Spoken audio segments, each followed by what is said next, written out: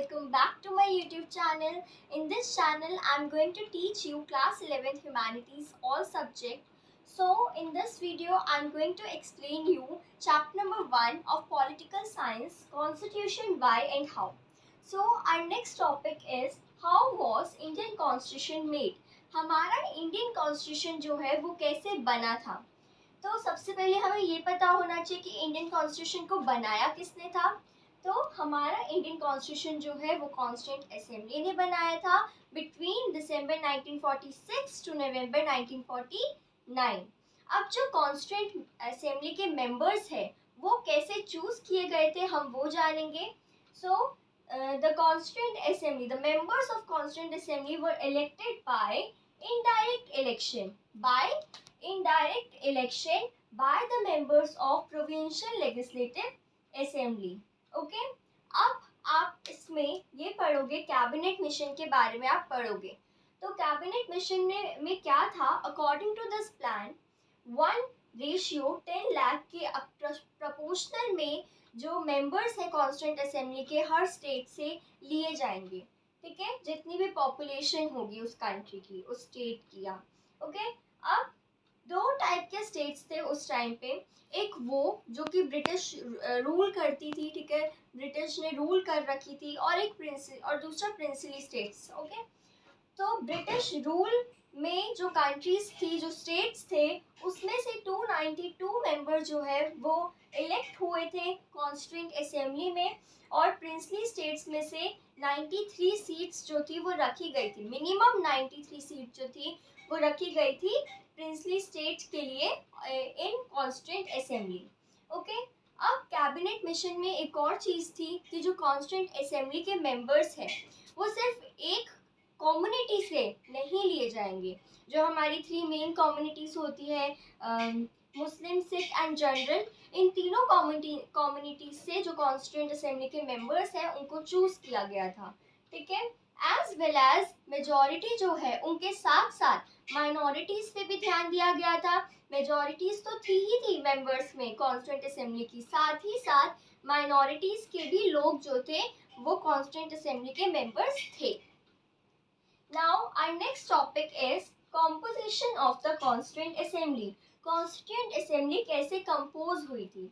सो 3 जून 1947 के टाइम पे जब इंडिया और पाकिस्तान के बीच में पार्टीशन हो रहा था, उस टाइम पे क्या था कि जो कॉन्स्टिट्यूंट असेंबली के मेंबर्स थे अब वो पाकिस्तान की साइड हो गए थे। ठीक है, पार्टीशन के बाद वो पाकिस्तानी बन गए थे, तो अब वो कॉन्स्टिट्यूंट असेंबली के मेंबर्स नहीं रह सकते थे। इसलिए जो कॉन्स्टिट्यूंट असेंबली के जो मेंबर्स थे वो रिड्यूस्ड हो गए 299 में। ठीक है, 299 मेंबर्स बच गए अब। एंड 24 जून 1950 को जब हमारा कॉन्स्टिट्यूशन जो है वो पूरा रेडी हो गया और जब पास करने के टाइम आया और हर एक कॉन्स्टिट्यूंट असेंबली के मेंबर को बुलाया गया उधर साइन के लिए, सिग्नेचर के लिए, तो एक्चुअल में 284 मेंबर जो थे वो एक्चुअली प्रेजेंट थे ऑन 24 जनवरी 1950। और हमारा जो कॉन्स्टिट्यूशन है वो कब फोर्स में आया? हमारा इंडियन कॉन्स्टिट्यूशन जो है केम इनटू फोर्स ऑन 26 जनवरी 1950। ये डेट आपको याद रखनी पड़ेगी। ठीक है, Indian constitution came into force on 26 जनवरी 1950। और जो अभी जैसे मैंने आपको बताया कैबिनेट मिशन में हर कम्युनिटी से मेंबर्स जो थे कॉन्स्टिट्यूंट असेंबली के वो चूज किए गए थे, चाहे वो मुस्लिम हो, चाहे वो सिख हो, चाहे वो जनरल में कोई भी आती हो कास्ट। ठीक है, हर एक कम्युनिटी से मेंबर जो थे कॉन्स्टिट्यूंट असेंबली में थे कि जो कॉन्स्टिट्यूशन है उसको क्या मिले? अलग अलग पॉइंट ऑफ व्यू, सोचने का तरीका मिले। ठीक है, ओपिनियंस मिले, शेड ऑफ ओपिनियंस मिले कॉन्स्टिट्यूशन को। ठीक है, तभी तो एक अच्छा बेस्ट कॉन्स्टिट्यूशन बन पाएगा ना, बेस्ट कॉन्स्टिट्यूशन फ्रेम हो पाएगा। वैसे ही मेजॉरिटी को तो रखा ही रखा एज वेल एज माइनॉरिटीज। आपको ये पता होना चाहिए कि जो शेड्यूल कास्ट और शेड्यूल ट्राइब्स है उनमें से 28 मेंबर जो है वो इलेक्ट हुए थे, वो मेंबर्स थे किसके? कॉन्स्टिट्यूंट असेंबली के। 28 मेंबर्स थे शेड्यूल कास्ट और शेड्यूल ट्राइब्स के। So our next topic is the principle of deliberation. इसका क्या मतलब है कि जो कॉन्स्टिट्यूंट असेंबली के मेंबर्स हैं उनके लिए कॉन्स्टिट्यूशन जो है वो कहाँ स्टैंड करता है, लोगों के वेलफेयर के बारे में वो लोग कितना सोचते हैं। कहीं ऐसा तो नहीं है कि वो रूल्स बना रहे हैं तो सिर्फ अपने बारे में सोच के बना रहे हैं कि उनके लिए क्या अच्छा है क्या बुरा है, उनकी कम्युनिटी के लिए क्या अच्छा है क्या बुरा है। नहीं, तो ये भी ज़रूरी है कि जो कॉन्स्टिट्यूंट असेंबली के मेंबर्स हैं, ठीक है, और ऐसा ही था कि जो कॉन्स्टिट्यूंट असेंबली के मेंबर्स थे वो ऐसे बिल्कुल नहीं थे, बल्कि वो ये सोच के बनाते थे कि नेशन के लिए क्या सही है, इंडियन पीपल्स के लिए क्या सही है, उनके वेलफेयर किस में है, ठीक है। इसलिए ये ही ज़रूरी था कॉन्स्टिट्यूंट असेंबली के मेंबर्स को सोचने के लिए कि ये नहीं देखना उन्हें कि उनके इंटरेस्ट क्या है, ये देखना है कि लोगों की एस्पिरेशंस, लोगों के गोल्स, लोगों के इंटरेस्ट क्या है और उसके अकॉर्डिंग रूल्स एंड रेगुलेशन बनाने हैं।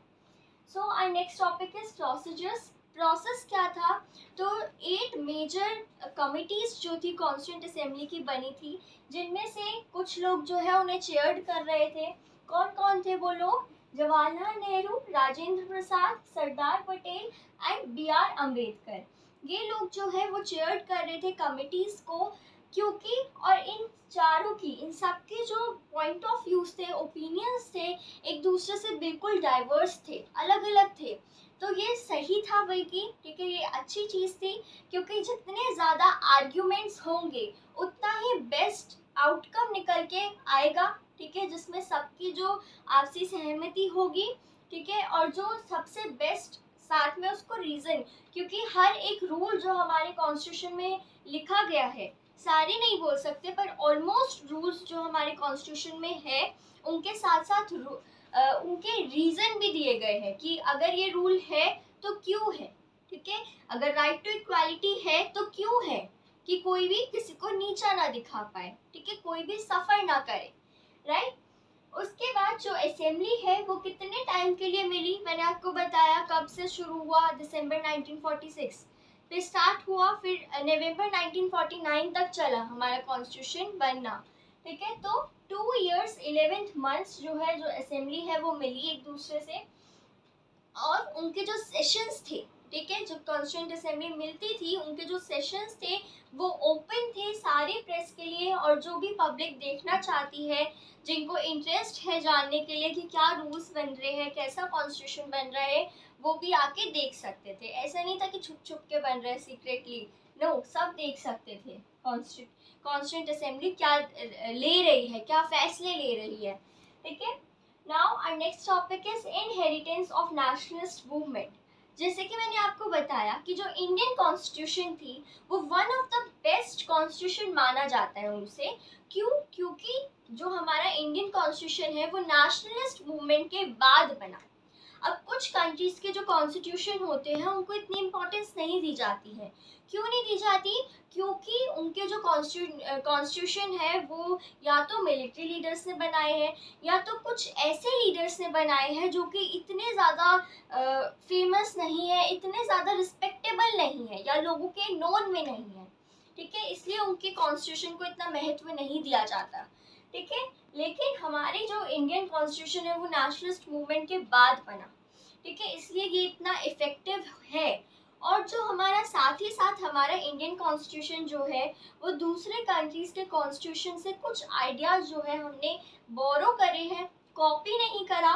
क्योंकि हमारे जो इंडियन, अगर हम किसी के आइडियाज को बोरो भी कर रहे थे, ठीक है, कॉन्स्टिट्यूंट असेंबली का कोई भी मेंबर अगर दूसरे कॉन्स्टिट्यूशन के, दूसरे कंट्रीज के कॉन्स्टिट्यूशन के रूल्स को बोरो कर रहा था, ठीक है, आइडियाज को बोरो कर रहा था, तो साथ में वो ये भी ध्यान दे रहा था कि वो इंडियन पीपल को सूट करेगा या नहीं, ठीक है, क्योंकि हर एक कंट्री के जो लोग हैं वो अलग अलग है, उनके ओपिनियंस, उनके पॉइंट ऑफ व्यू अलग अलग है, ठीक है, उनके रहने खाने का तरीका सब अलग अलग है। इसलिए ये भी साथ में देखा जा रहा था कि नेशन के लिए वो कितना सही है, हमारे इंडियन पीपल को वो कैसा के लिए सही है या गलत, ठीक है। चाहे वो हम हिस्ट्री से भी ले रहे थे कुछ कुछ, ठीक है, कि हिस्ट्री में क्या क्या हमने प्रॉब्लम्स जो है वो फेस करी, अब वो आगे प्रॉब्लम फेस ना करे, तो इसको भी देखते हुए चल रहे थे, ठीक है।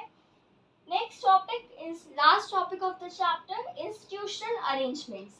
कि हमारे जो कॉन्स्टिट्यूंट असेंबली है उसने हमारे कॉन्स्टिट्यूशन को, इंडियन कॉन्स्टिट्यूशन को इतनी खूबसूरत तरीके से तैयार करा है कि कोई भी इतना अच्छे से अरेंजमेंट्स करे हैं।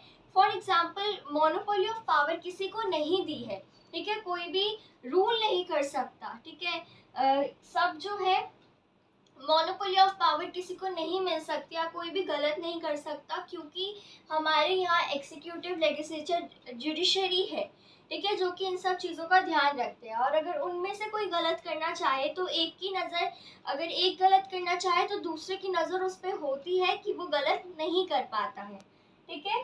तो इतने अच्छे तरीके से अरेंजमेंट जो थी वो हो रखी थी। So this is all about this chapter, our chapter number 1, Constitution why and how is completed now. If you like my explanation, then please like, comment and subscribe my channel, and don't forget to press the bell icon. Thank you.